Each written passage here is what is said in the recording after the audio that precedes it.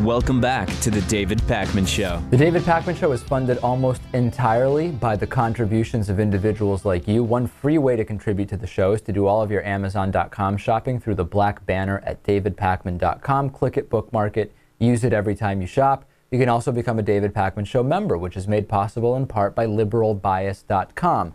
In a free society, Lewis, people would get to vote on which facts are true. Unfortunately, we live in a society where facts suffer from a liberal bias. Find out about it at liberalbias.com. Our new member of the day, Stephen Brooks. Stephen Brooks is a new David Pakman Show member. I want to say hello to him and welcome him and thank him personally, because the membership program is the biggest way that the David Pakman Show is funded and stays on the air. Yes, thank you. Okay. I thought Lewis was going somewhere with it. No. Are you just trying to keep those pauses longer? You're just like, you want to make them longer as long as possible. I feel like you're pushing the boundaries every time. He's doing it again. No, I don't think so. Okay. Yeah. Stephen Brooks, thank you very, very much. Congressman Steve King from Iowa. I will not tell you whether he is a Republican or a Democrat, because I know you know from this story, Lewis. Okay. Steve King says that the Obama birth certificate, or rather, forget about the birth certificate, he's taking it to the next level. The Obama birth itself could have been faked with a telegram from Kenya.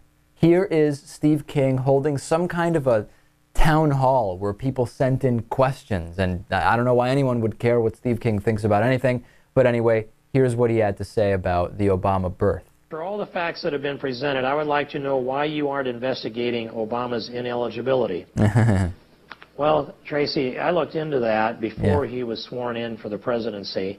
We went down into the Library of Congress, and we found a microfiche there of two newspapers, only two newspapers in Hawaii. Let me pause it right there. I don't. Yeah, I've never heard of that. I'm not an expert on this, but he found a microfiche. He's talking about microfiche, right? The film strips which you get blown up at the library, and then you look at it. He found a microfiche. A really small fish told Steve King about Obama's birth. Like an anchovy? Yeah, anchovies apparently are telling Steve King secrets about President Obama's birth. Okay, anyway, what did this incredibly small fish tell him? Let's take a look. Each of them had published the birth of Barack Obama. I believe his birth date is August 4th. This was published on August 11th, if I'm not mistaken.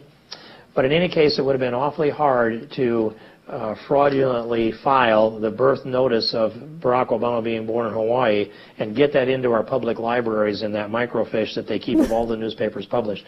That doesn't mean that there aren't some other explanations on how they might have announced that by telegram from Kenya. I mean, this fish has a lot of background on everything that's happening. Who knew fish were so smart? Okay, so let's see what he's saying. Forget about the birth certificate, ladies and gentlemen. The entire Obama birth could have been faked with a telegram from Kenya. Barack Obama may not even have been born, is what Steve King is telling us here. He may not be. There may have been no Barack Obama birth. It may have been faked with a telegram from Kenya. This guy's a genius. Really, it's the fish, the microfiche. That's the genius. The anchovy is really the brains behind this one. This is the same guy who once said that Obama is very, very urban. Remember that little racist double entendre? Oh, yeah. Classic. That was a good one. There's still people who think that the world is flat. There's still people who think that the sun revolves around the earth. And apparently there's still people who think that really, really small fishes can tell you that Barack Obama's entire birth never actually happened. And apparently there's still people who vote for people who listen to these small fish. That's right. I mean, this guy was voted in. That's really the startling thing. Yeah. Also, another Steve King note. He talked about the war on vegetarians that he's waging. He says that, remember when he bragged about forcing the anti-meat crowd to confess their agenda under oath? Not only didn't it happen, but it's completely ridiculous.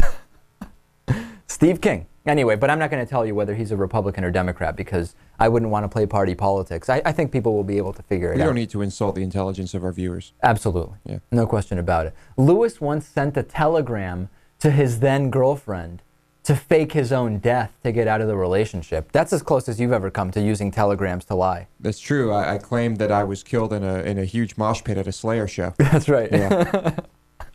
Incredible. Are there any really small fishes that can attest to that? I didn't see any microfish at the concert, but there's not much water there either. So That's true. yeah. It probably wouldn't be the place for it, heavy Right. metal shows.